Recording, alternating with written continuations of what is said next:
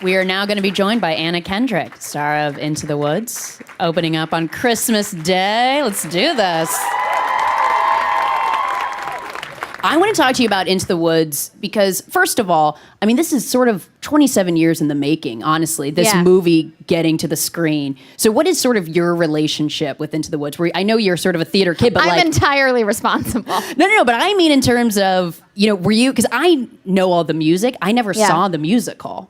That was sort of my relationship to it. Yeah, I mean, I saw the Bernadette Peters VHS tape when I was like 10 or something, and I loved it so much, and even then I felt like, this is dark, Jesus.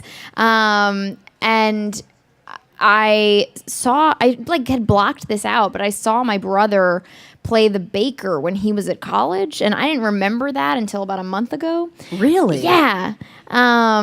And so it's been a part of my life for a long time, and I've loved it for a long time, and everybody in the film loves it. Like, it's into it. Yeah, it's definitely something where we knew what we were getting into, and to see Meryl Streep and Christine Baranski and Tracy Ullman like sitting around a dinner table, just like off hours, off the clock, talking about like, okay, like how do we honor this thing? It was like, I wish I could show that to people, because it was like no one was being cavalier about going into this. Oh, sure. We all know it's a big deal. It is a big deal, and it's also working with Sondheim lyrics, which are not a joke. Yeah. Even if you were sort of a trained singer, they're difficult, right? Yeah, while her withers wither with her. It's like, it's cruel, actually. The lyrics are no joke, and the melodies are even harder. And we just had a great music team. Paul Gemignani, for the theater nerds in the audience, was our musical director, and he worked with me on High Society when I was 12 and A Little Night Music when I was 17. And he didn't take it easy on me then, and he didn't take it easy on me on this either. And that meant that he just pushed everybody. Actually, he's such a hard ass. Like, some of the PAs thought that like he was. They were like, oh, this guy's grumpy. And then like over the course of rehearsal, they were like, oh my God, he talks to Meryl like that.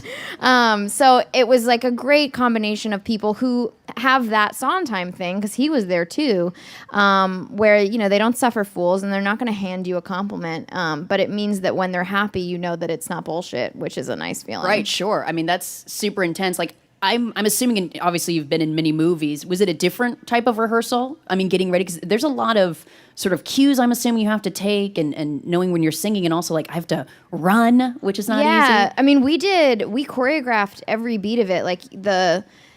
well, you haven't seen it, sorry. We know from the clip, and we're going to play a clip in a little bit. You remember that part. Everything is like perfectly sort of choreographed as much as we could. Things always change on the day, but we rehearsed for about a month, and we were rehearsing in this kind of warehouse that had, I don't know if any of you have been in theater productions of stuff, but, they tape out, like, this is where a table is. You see, I see you nodding. This is where a table is, and sometimes they have a table, and, this is where a gate is. And so we were wandering around this warehouse like we were in a Lars von Trier film, and we were rehearsing it to the point that we were like, we could take this on the road, you guys. You kind of could, yeah, for sure. Just like the weirdest cast of a touring production of Into the Woods. Do you think if you guys met up on like the 10-year anniversary, you could do it beat for beat? I mean, I'm challenge accepted. Yeah. All right. We're marking this day. Yeah, December 25th, plus 10 years. Yeah. So let's talk a little bit about your character, Cinderella, which, I mean, was that who, when you even hear, all right, Into the Woods, and you're just thinking... Oh, automatically, I was like, I need to be Cinderella. Oh, okay, great, I'm auditioning for Little Red. That's what I assumed, because I'm little and bratty, and I have a big voice. And so when I heard that, I was like, okay, I for sure thought that I would be like the awkward, loud... just belting my way through everything. And my agent told me, no, an actual child will be playing that role. Don't be inappropriate. What? Don't make it weird. And so I it took me a minute to wrap my brain around the fact that I am, old enough and, I don't know, just considered to be an adult enough to play a Cinderella who ends up being a mother figure to Little Red in a way.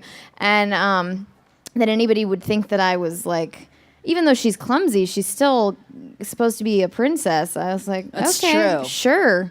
And a soprano at that. And so that sort of terrified me more than anything else. And Paul Gemignani heard me, because my tendency is to push through notes when I get nervous and just put everything in my belt. And he raised the key so that I would be forced to sort of find that soprano airy voice and have to flip up everything into my upper register.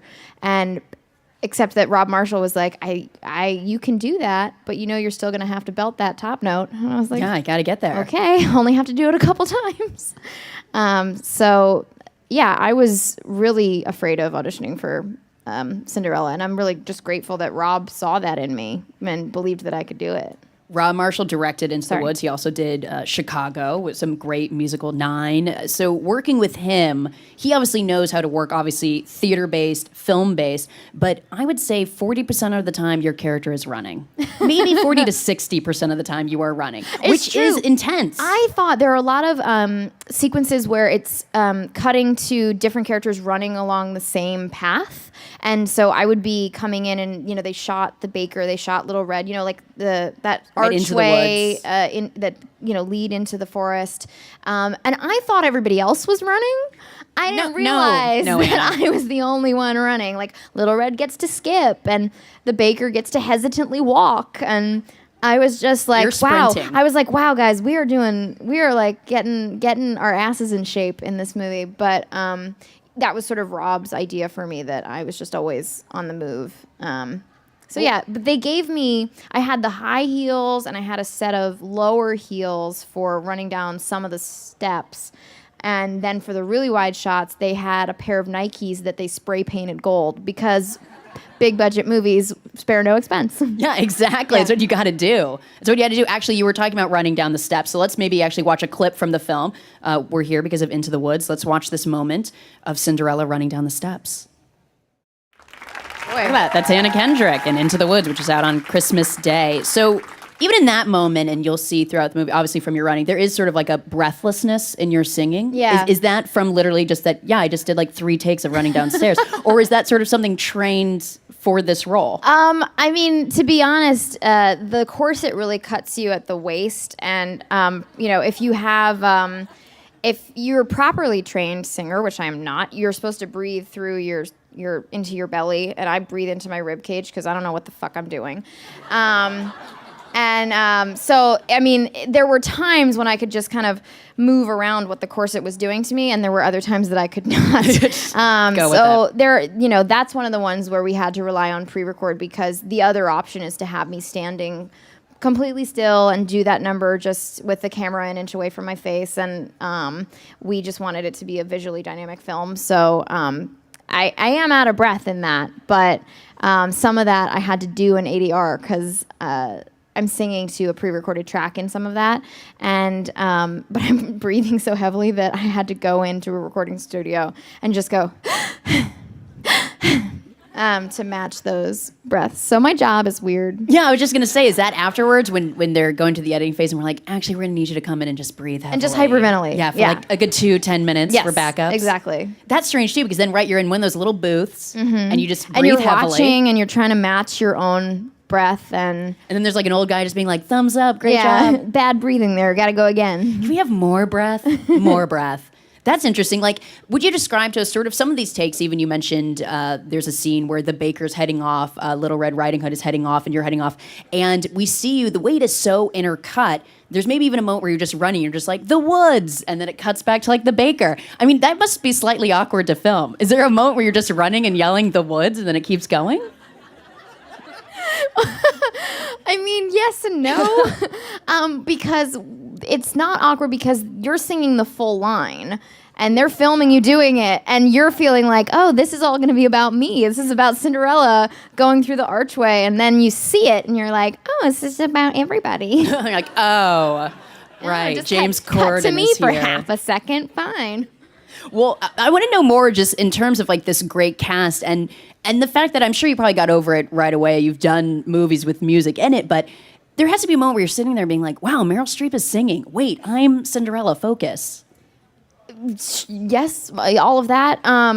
There were the scene where Meryl sings "Last Midnight." James Corden and I mean, Daniel and Lila, who play Jack and Little Red, are just they don't even. How could they? They Right. they don't even realize like quite. I mean, they do, but it's like such an incredible thing. And the two adult actors in that scene, James and I, were like.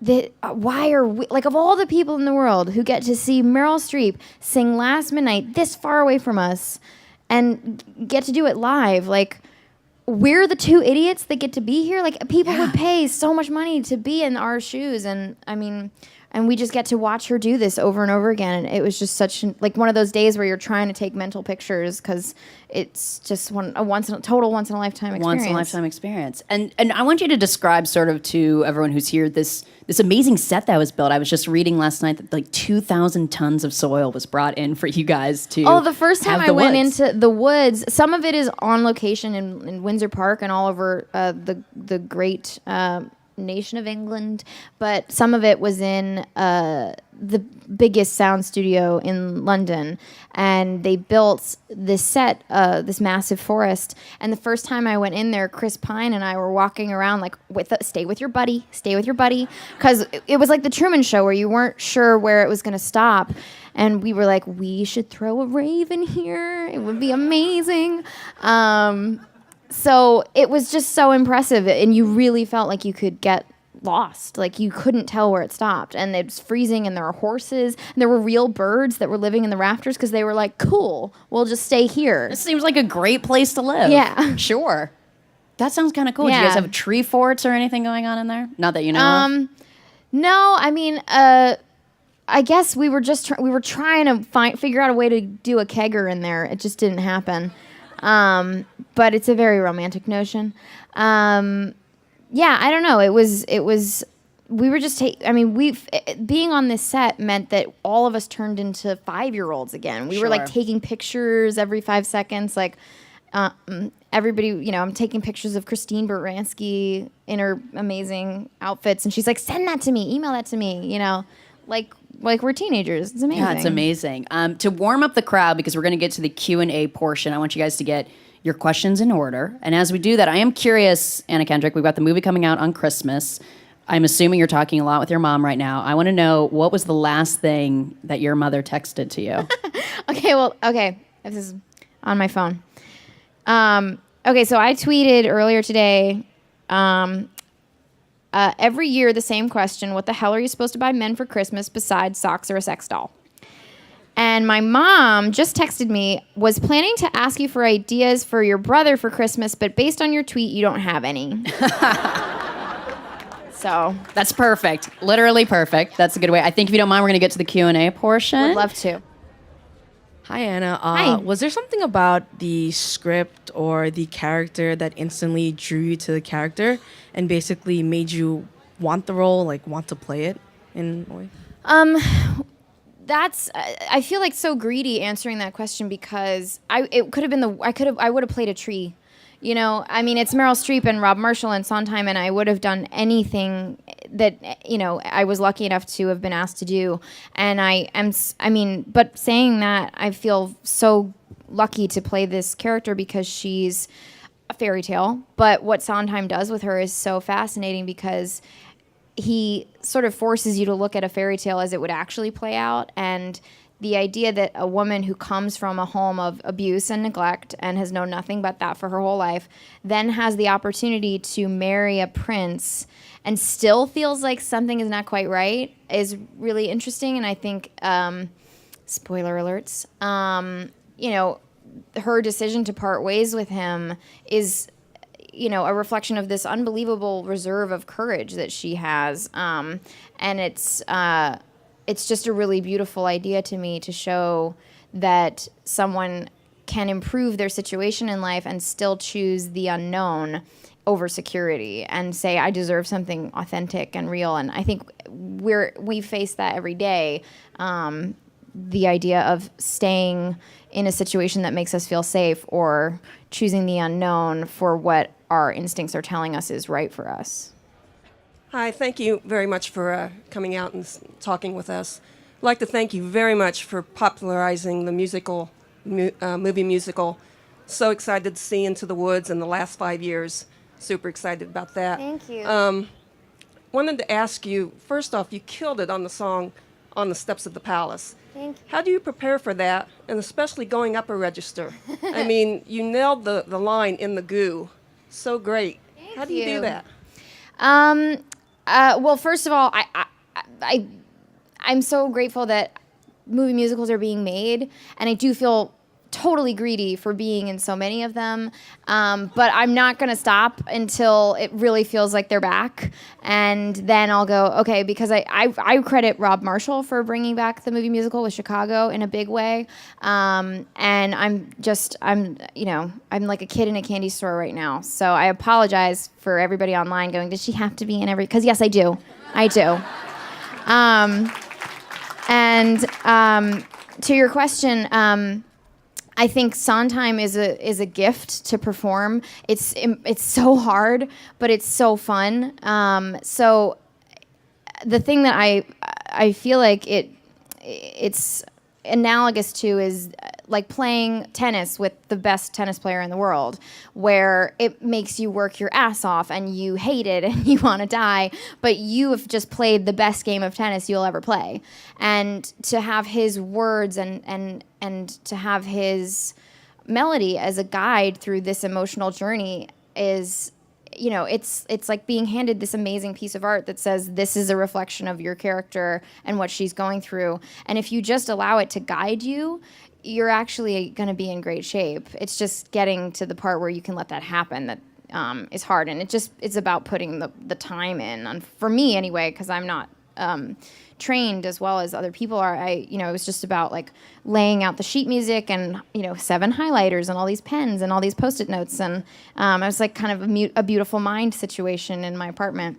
But it's all worth it because you get to perform that piece. Hello. Hi, thank you so much for being here. As someone else noted, you have Into the Woods in the last 5 years and Pitch Perfect, musical fantasy, musical drama, musical comedy. I'm wondering, first of all, which is your favorite of the genres? And second of all, if you had to pick a theatrical dream role, what would it be? I hadn't even thought about choosing a favorite within the category of musical. I know that people put it in that same category, but Pitch Perfect isn't a musical in the traditional sense because we know we're singing. So I really like the challenge of playing a character who doesn't know that she's singing. It's just happening. And that's already kind of a heightened element, and it's almost like a magical realism, which I really like in film. And the last 5 years is unique because it's all sung, and so you don't have to make that transition from a scene to a song, and that makes it easier in some ways because you're playing that heightened reality the whole time, and trying to bring truth to speaking as I am now and then bursting into song was a unique challenge, and I really liked that. I especially liked the scene with The Baker's Wife with Emily Blunt, where we sing "He's a Very Nice Prince," because that was so challenging, but she's so alive as an actress. She really helped me through that. That didn't answer your question at all. I just talked. I don't know. Okay. Hi, thank you again. Oh, right here. Hi. So thanks again for being here. I really appreciate it. And as a performer myself, this show means so much to me, and I'm sure other people too. So how does it feel to be a part of something that means so much to someone? It's terrifying, and because it means so much to me, and I know that if I were on the outside looking in, I would be like, they better not fuck this up, and communities should be protective of the thing that makes them a community, whether it's comic books or musical theater or sports or I don't know, cooking. What are people into other than this? I don't know, and we just wanted to honor that, and it's exciting that that it will hopefully expose people to it who didn't know it. But our number one goal was about people who love it and who have it in their lives, and every time a person says that they're a theater fan and they love the movie, it's like 10 times a bigger deal to me. So it's, that result is heartwarming, but the process of knowing that was nothing but terrifying. So I hope you like it. Okay, good. Hi, Anna, again. Thank you for coming out here to be with us. And I was just wondering if Into the Woods was produced, were to be reproduced in the future, what are some pieces of advice you would give to the next actor who plays Cinderella? Oh my gosh, that's a great question. That is a good question. This sounds like a cop-out answer, and I apologize for that. But to me, the reward of it was finding my personal connection to it, because it's such an iconic thing, and how there's no way that you can build it yourself. And even Sondheim's Cinderella, I felt in the scene where she says goodbye to the prince, it was important to me that scene was handled with respect and compassion, because I think the whole theme of the piece is about that things are not as simple as who's wrong and who's right, and that applies to breakups too. And there's not one good guy and one bad guy, and I feel like that is something that's been a theme in my life, is respectful breakups and respectful divorces, and civility within separation. And that was a window for me into who she is. And I don't know how other Cinderellas have felt about that scene, and if they have every right to play it in a different way. But that was a real key for me, was just finding what was important for me to put across in this fairy tale, because it's all about sort of saying that fairy tales are too simple to actually guide us. They're too simple for us to rely on them to make things simple when things are complicated. Hi, Anna. Hi. We actually saw Into the Woods on Monday. It was great, and you were great in it. Thank you. You're welcome. My question is, having done Broadway, Pitch Perfect, Into the Woods, and the other movie that you have coming out, have you considered recording a debut album? No. No, I'm in the movie industry, and the music industry seems insane to me. No way. No. I am like 1 for 1 with one hit single, and that is it. I'm just going to stay batting 1,000 forever. That's literally perfect. Anna Kendrick, thank you so much for Thank being here. you. We really do appreciate Thank it. you guys so much. Into the Woods is out on Christmas Day, December 25th. The soundtrack is